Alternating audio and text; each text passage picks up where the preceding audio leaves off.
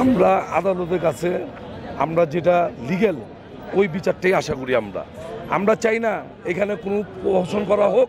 আমরা চাই সঠিক যেটা আইনের আমরা শাসন চাই।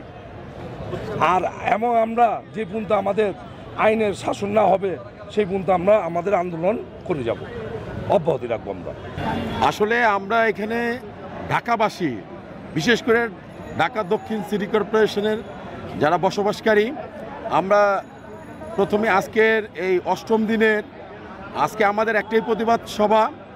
সেটা হচ্ছে গিয়ে আমাদের যে জনতার মেয়র, যেটা জনগণের ভোটে নির্বাচিত মেয়র, আদালতের সর্বোচ্চ রায়কে তারা এই বর্তমান এই উপদেষ্টা পরিষদের আসিফ গং তারা তোয়াক্কা না করে আমাদের এই নির্বাচিত মেয়রকে আজকে নগর ভবনে তাকে যে শপথ পাঠ করা দিচ্ছে না, যে এই গড়িমসি করার জন্য আমরা যে এই যে তারা যে এই এটা ষড়যন্ত্রের মধ্যে আমাদেরকে এই জনতার মেয়র ইশরাক হোসেনকে তার এই ঢাকা সিটি কর্পোরেশনের নগর ভবনে বসতে দেওয়া হচ্ছে না, তার এই প্রতিবাদ আমাদের এই যতক্ষণ পর্যন্ত আমাদের এই শপথ পাঠ না করা হবে আমাদের এই প্রতিবাদ সভা চলবে।